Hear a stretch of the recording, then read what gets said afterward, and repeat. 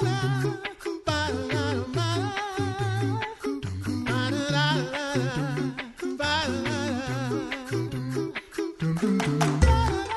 listening to The Coffee Hour. I'm Andy Bates. I'm Sarah Gulseth. We get to reconnect with our friends serving the Lord in Latvia today, and excited to share that story with you. Thanks to Concordia University, Wisconsin for supporting The Coffee Hour. You can find out more about Concordia University, Wisconsin at cuw.edu. Live uncommon. Joining us in the studio, the Reverend Dr. Quentin, Lindsay, and Carter Cundiff, the Cundiff family serving the Lord in Latvia. Welcome to The Coffee Hour. Thanks for joining us. Thank you very much. Yeah, thanks. So you're back in the States for a reconnect, visiting with us here at the LCMS International Center, and I'm sure visiting with other folks here in the States to share your story about how the Lord has given you to serve in Latvia. Let's start with that. How did the Lord bring you to serve in Latvia? When did you first start thinking about serving internationally? It's actually kind of a story that had some length to it. I will share only a part of it just for the sake of we can make it a series if you want. Yeah, let's do it. Let's do it. So I was introduced to international missions when I was serving as a pastor in New Mexico. Actually, there was someone who was going to go onto the field, and he came and presented about the situation of what the Christian church in Europe looks like at the time. I was also blessed to have a couple of members of the congregation there who were German nationals who had moved to the United States and would talk a lot about what the church looked like then as well. And my wife and I developed a great appreciation for just European culture and especially England. But we started kind of talking about, wouldn't that be like an interesting thing to do at some point maybe? And it was just sort of a pipe dream. Following COVID, I reached out to the Office of International Mission just to find what was going on in Europe in hopes to find a project that the congregation I was serving at the time could maybe connect with, just something that we could do to assist in mission efforts globally. And that conversation in which I specifically said, I do not want to call, I do not want to serve as an international missionary. That conversation led to some other conversations, from here's what's going on to here's how help is needed to why don't you just come and help? And by that point, I said, let me talk to my family about this. Let's have that conversation. It's funny how when you're like, I'm not going to don't ask me to do this thing, is the thing that you actually end up doing at some point. Yes, our Lord has a great sense of irony. Yes, that is very true. So where does that bring you to today? Where are you guys today, and what do you get to do every day? So we serve in Riga, Latvia, and I'm a theological educator with Luther Academia, which is Luther Academy, and it's the seminary of the Evangelical Lutheran Church of Latvia, but they began a joint project with LCMS back in, I believe, of providing online English language instruction for pastoral candidates. And I work there as the Dean of Students, and I also serve as the head of our Practical Theology department. So what does that look like in an international setting, but in English language, teaching practical theology?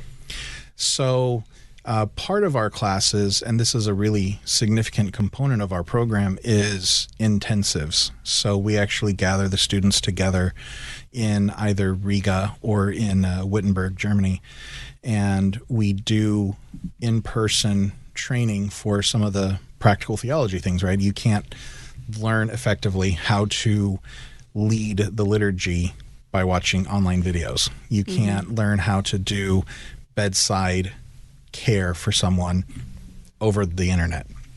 So we want to get our students together to learn those skills in a classroom setting, like you would expect an American pastor to learn. Other things that we do for my other classes that I teach and for the rest of the classes that we teach as well are pre-recorded lectures that we upload, because some of our students are actually in locations where they don't have a stable internet connection. And to do a 2-hour-long lecture with them, they're going to miss a good portion of it because they're constantly having to reconnect to the internet, having to rejoin the meeting and all that stuff. So we moved to having these lectures that we make available, and then every week we have a seminar where the students meet with the instructors. We talk about, the high points from the lecture. What are some really key things that I want to make sure that you picked up? And it also gives the students the opportunity to come back and ask us questions and things too, and have that really helpful student-teacher interaction.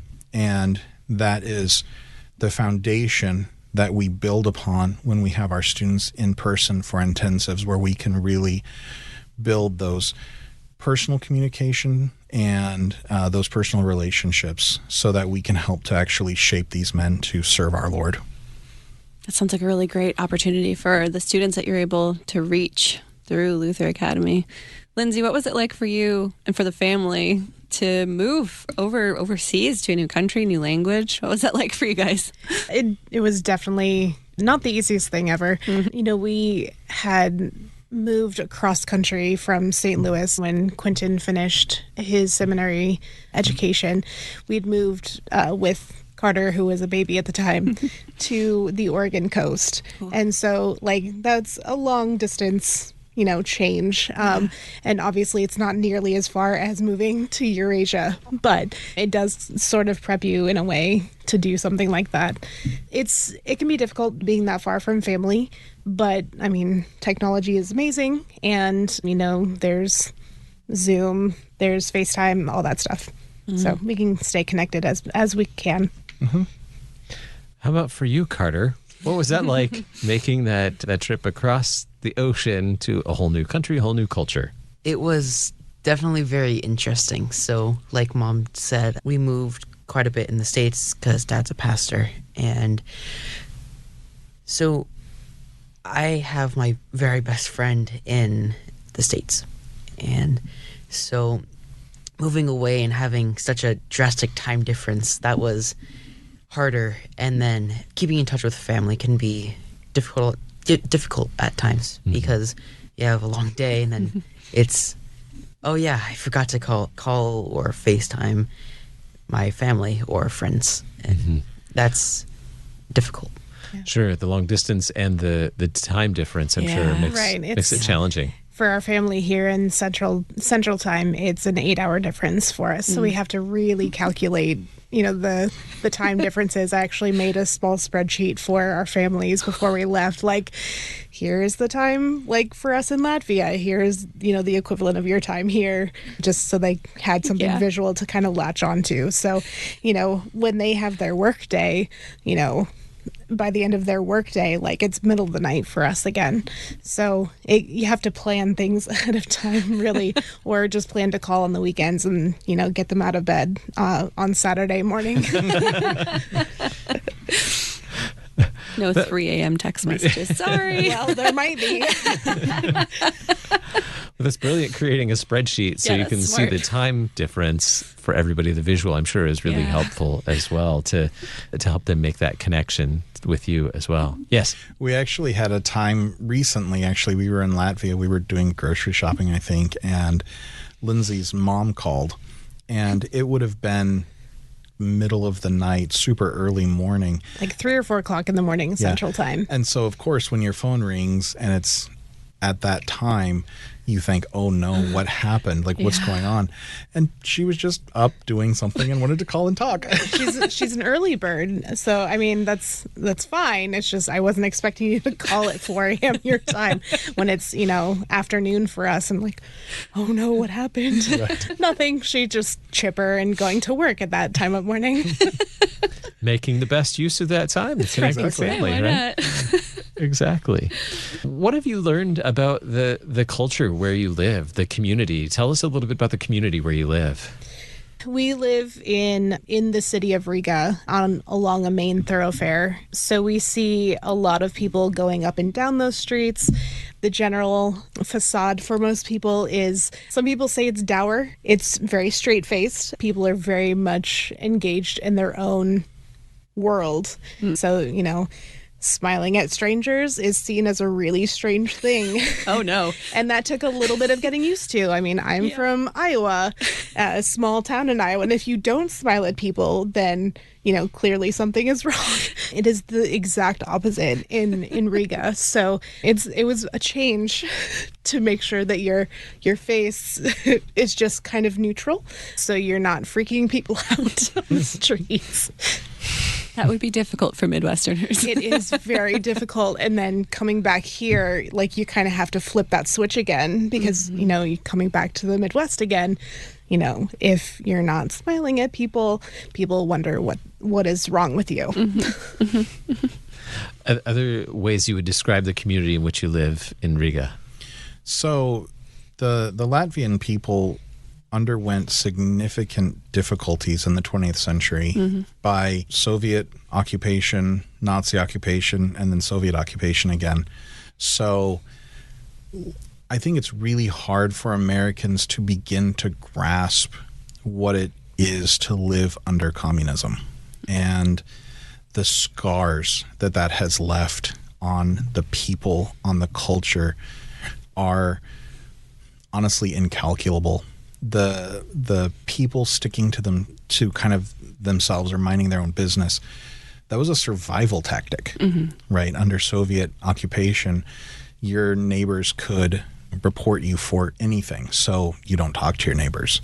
You don't trust people around you because you can't. And if you do trust them, it might end up in your disappearance, right? Yeah. So that has been really challenging. What I will say about the Latvian people, though, is not only are they resilient, but once they know that you care about them, and once they know that you are there with them, they are fantastically lovely people. They will absolutely talk your ear off once they know that you want to talk to them. Carter, have you had the opportunity to make new friends in your new neighborhood? So not in the neighborhood per se, because as I've noticed, there aren't many kids living in our apartment building because we live in an apartment building. It's more common than houses. So at school, I have made friends with most of my classmates, and quite a few of the kids are Latvian ethnicity, so they might be half Russian, half Latvian, or Russian, but they are Latvian. Like, they've lived in Latvia their entire life. They're one of them. So I'd agree that they don't really talk to people that they don't know super well, but then they also have that, because my generation has a lot of Western influence. They're very talkative and strange because of some of the stuff that's on the internet. We're learning about serving the Lord in Latvia. We're talking with the Cundiff family today. We'll continue the conversation in just a moment, right here on the Coffee Hour. I'm Andy Bates. I'm Sarah Gulseth.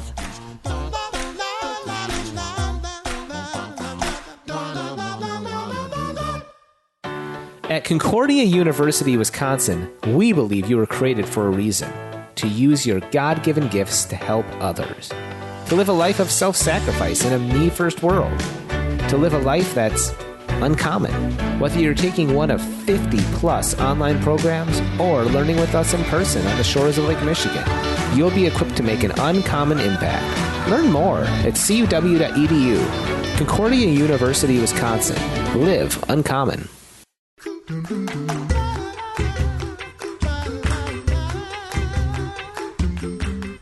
Welcome back to the Coffee Hour. I'm Andy Bates. I'm Sarah Gulseth. We're talking with the Cundiff family serving the Lord in Latvia, learning about life in Riga and what it means to serve in theological education internationally as well.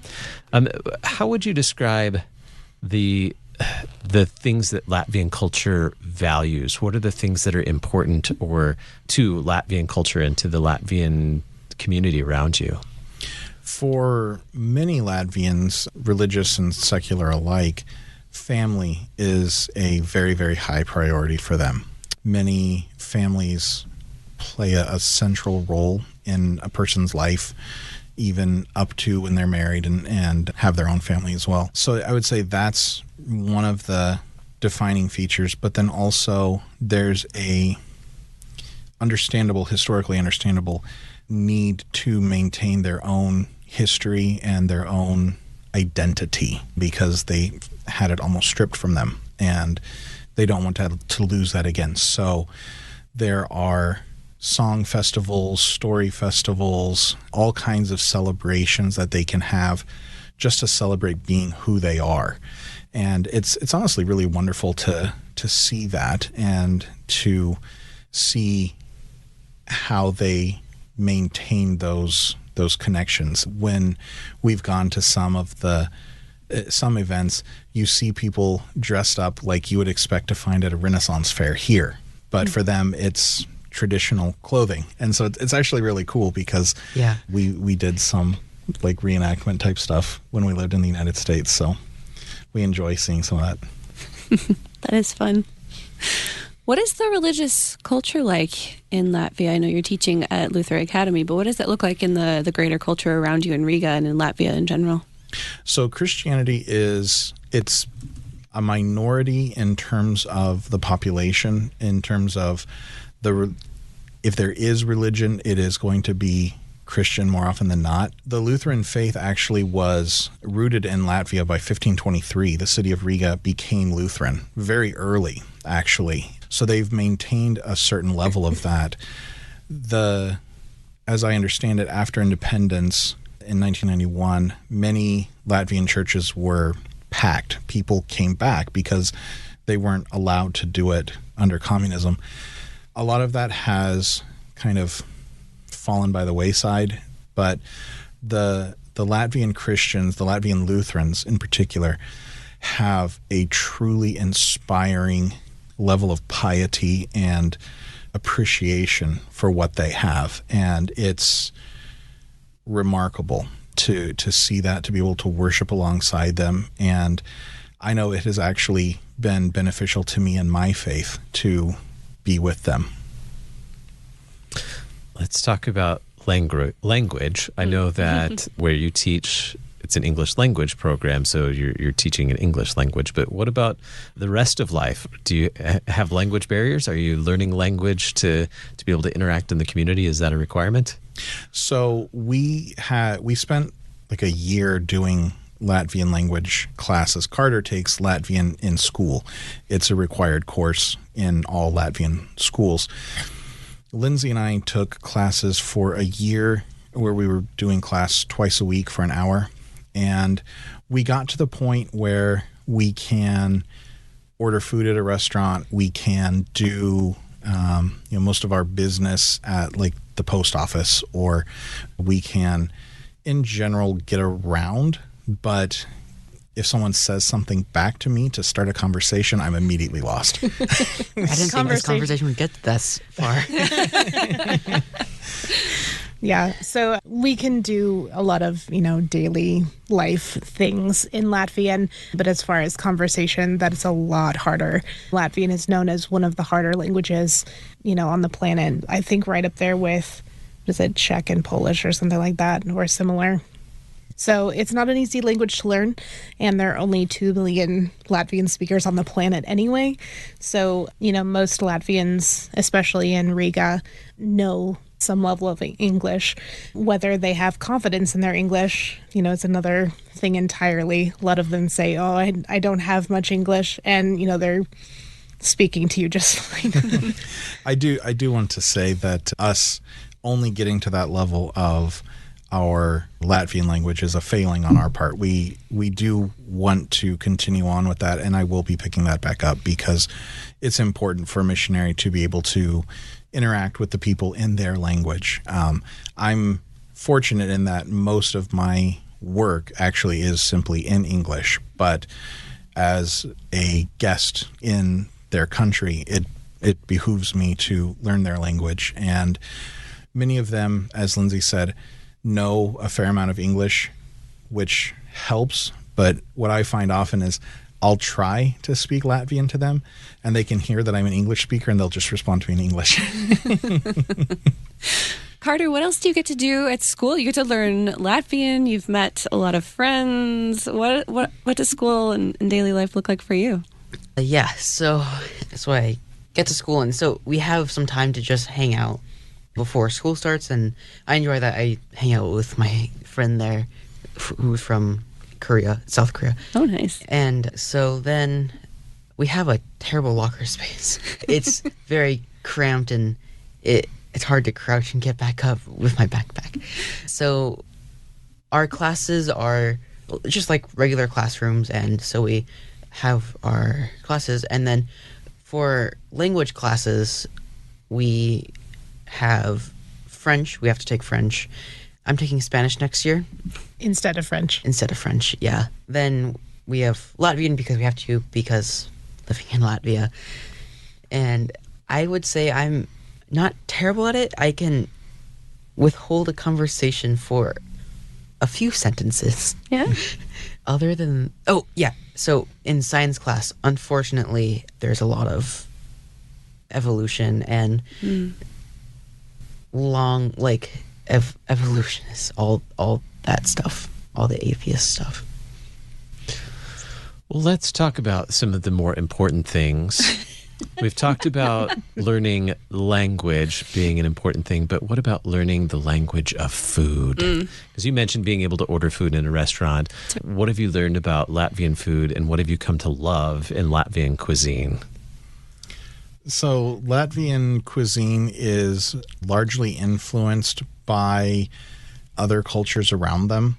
I don't know if they would like me saying that. I might get in trouble when I get back to Latvia now. But there's an influence of German food and an influence of Swedish and some Russian flavors.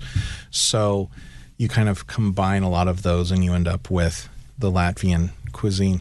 Latvians in general really enjoy eating fruits and vegetables. They eat a lot of fruits and vegetables.